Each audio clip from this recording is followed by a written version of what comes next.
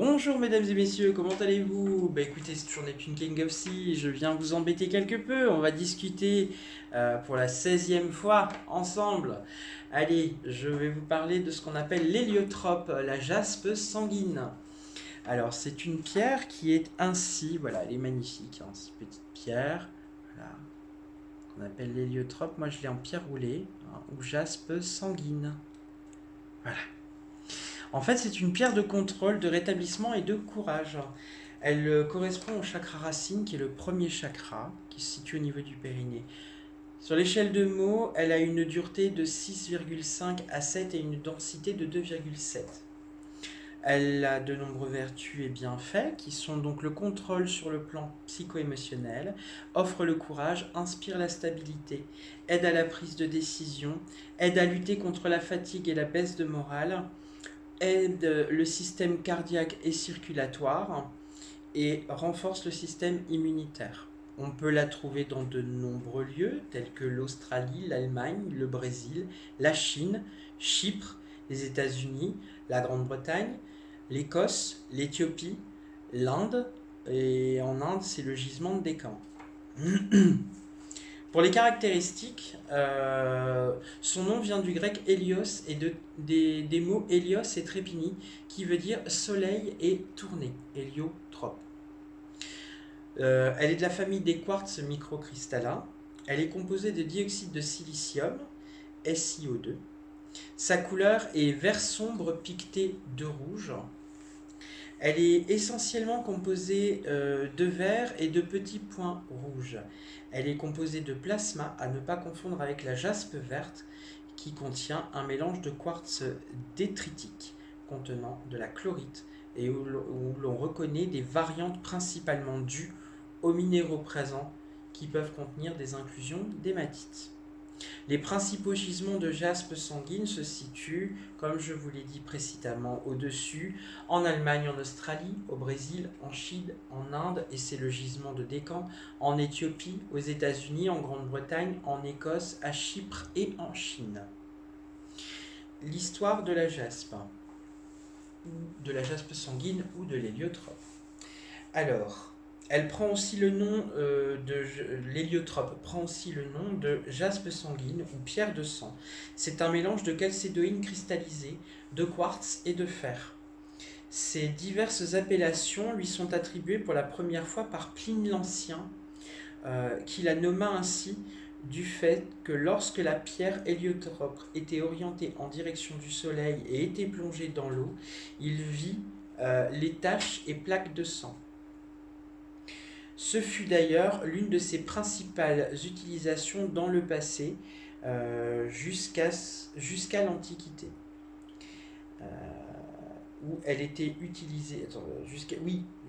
Jusqu'à l'Antiquité, puisqu'en fait, elle était utilisée pour influencer le climat et pour invoquer les tempêtes, lorsqu'elle était placée dans l'eau et sous les rayons du soleil.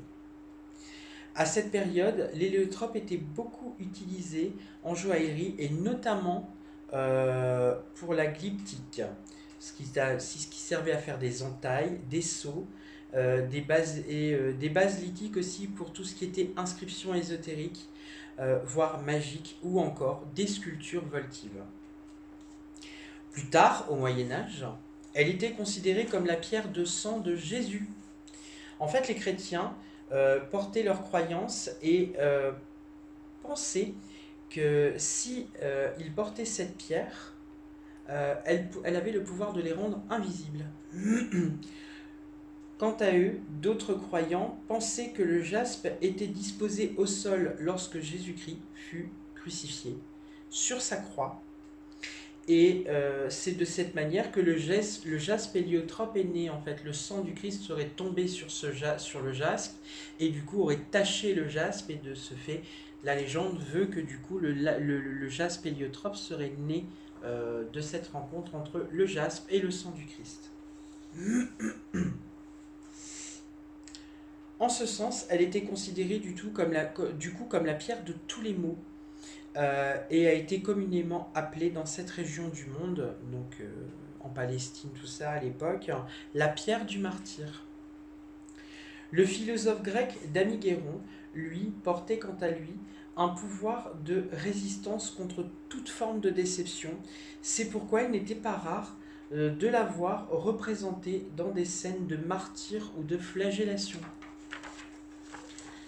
Elle était beaucoup utilisée par les thérapeutes à l'époque, notamment pour atténuer les gonflements. Elle était réduite en poudre puis mélangée à des œufs et du miel. Pour les plaies et saignements, elle était utilisée sous forme de pâte.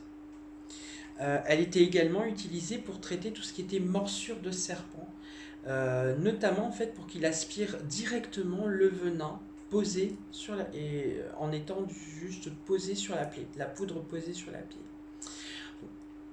Bien évidemment, à l'heure actuelle, on fait plus ça. On file voir un médecin pour qu'on puisse avoir, on appelle les urgences, on appelle un médecin pour qu'on puisse avoir les soins adéquats. Aujourd'hui, par contre, elle est toujours utilisée en joaillerie pour la réalisation de petites statuettes, de cabochons, de pendentifs, de bracelets, de colliers. Ou après en matière de lithothérapie, de pierre roulée ou même de pierre brute. Voilà. Moi personnellement, je n'ai que ce seul et unique exemplaire, j'en ai pas d'autres.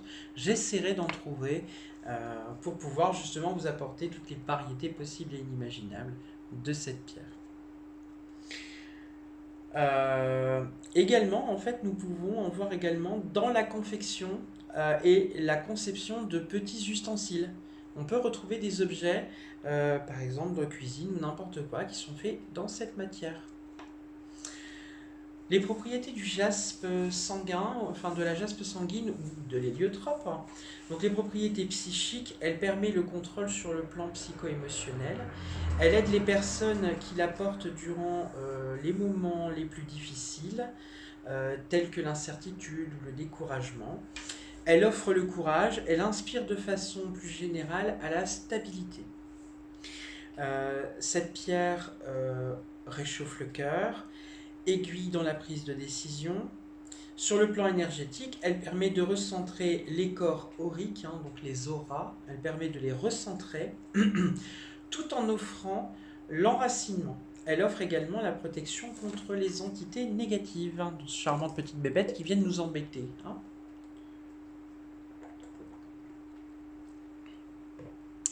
Et bien du coup, en fait, cette petite pierre offre la protection pour le physique en lithothérapie, c'est une pierre qui est reconnue comme pierre de rétablissement. Et elle est donc à utiliser pour soi-même. Elle est associée à la fois, elle associe à la fois l'énergie purifiante du jaspe vert et le dynamisme du jaspe rouge. Ainsi, elle aide considérablement celui ou celle qui la porte en cas de fatigue ou de baisse de morale. Elle aide plus généralement les systèmes cardiaques et circulatoires et en favorisant la purification de la lymphe, du sang et du cœur.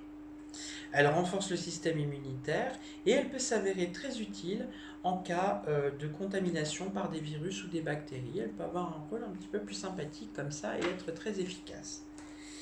Avec quelle pierre peut-on justement associer la pierre de jaspe sanguine ou héliotrope? Alors on peut l'associer avec du grenat, malheureusement je n'en ai pas, je ne peux pas vous en montrer, je suis désolé, je n'ai pas ça. De l'obsidienne noire, bon ça par contre oui, c'est une pierre que j'ai déjà évoquée en vidéo, vous pourrez vous y référer, il me semble que c'est la première vidéo que j'ai faite.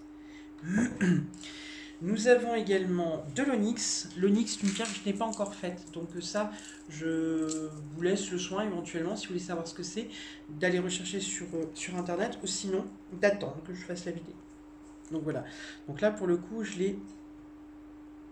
C'est une pierre... Voilà, je l'ai en mat avec le haut brillant. Elle a été matifiée en bas et elle est brillante en haut. Donc voilà. Et elle est taillée en forme de dents de loup. Voilà.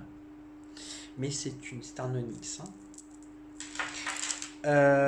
Ensuite, nous avons toutes les pierres de jaspe. Alors moi, là, pour le coup, ici, sous la main, j'ai la jaspe rouge. J'en ai pas d'autres couleurs, mais j'ai celle-ci, la jaspe rouge, pour l'instant. J'en ai pas d'autres à vous proposer. Je rechercherai ça ultérieurement pour vous faire d'autres vidéos sur les jaspes. La bronzite, pareil, c'est une pierre que je n'ai pas, mais c'est une pierre, voilà, je pourrais pas je vous en parlerai plus tard, mais pour l'instant je n'en ai pas, j'essaierai d'en trouver une pour pouvoir vous montrer à quoi ça ressemble. Ensuite, nous avons l'hématite. L'hématite, c'est cette petite pierre aimantée, naturellement aimantée. Et donc là, elle est en association avec de la tourmaline, non, de l'obsidienne et l'œil de tigre. Et voilà, c'est un bracelet de protection. On nous parle également ici de la pierre de lave. Pierre de lave ici, c'est une pierre qui est comme ceci. Voilà. Pierre, voilà, elle est comme ça. Pierre de lave. Et pareil, donc là, moi, je l'ai ici en bracelet. Je l'ai également, si je l'ai vite sous la main, voilà, ici. Je l'ai ici, la pierre de lave brute. Voilà. J'ai de la pierre de lave brute. Voilà. Hop. De la pierre de lave et également de la pyrite. Voilà la pyrite. Une pierre dorée, naturellement, hein, qu'on pourrait prendre pour une pépite d'or, mais ce n'en est pas.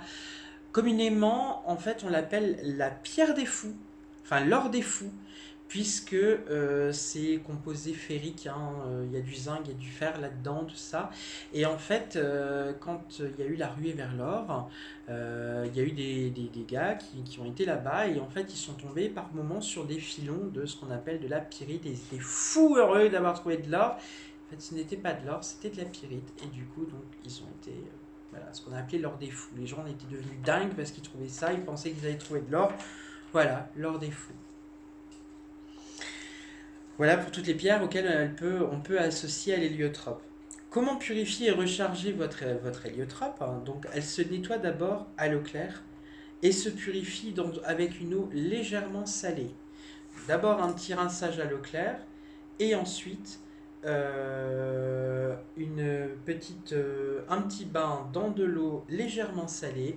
Ensuite, vous la séchez toujours avec un tissu propre, sec et doux, hein.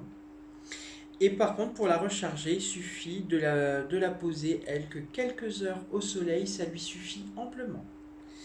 Voilà, bah, écoutez, pour ce soir, c'est tout pour maintenant.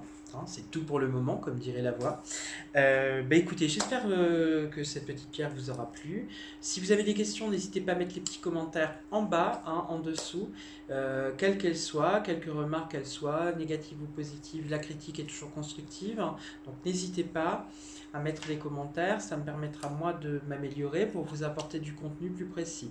Si vous avez des questions, pareil, n'hésitez pas, posez-les, je vous y répondrai. Après moult recherches, je pourrai donc vous apporter des réponses plus importantes en vidéo, et voilà. Ceci étant dit, après, je vais donc du coup vous souhaiter une excellente soirée. Je vous remercie beaucoup de me suivre, de vous abonner à moi. Donc n'hésitez pas surtout à vous abonner. Un petit pouce vers le haut, c'est sympa pour celui qui a réalisé la vidéo. Et puis donc voilà, n'hésitez pas à activer la cloche si vous souhaitez également être averti d'une future vidéo mise en ligne. En tout cas, j'ai passé un agréable moment avec vous. Je vous souhaite une excellente journée, soirée. Tout dépend de l'heure à laquelle vous regarderez cette vidéo. Je vous embrasse bien fort et je vous dis à très bientôt. Bisous!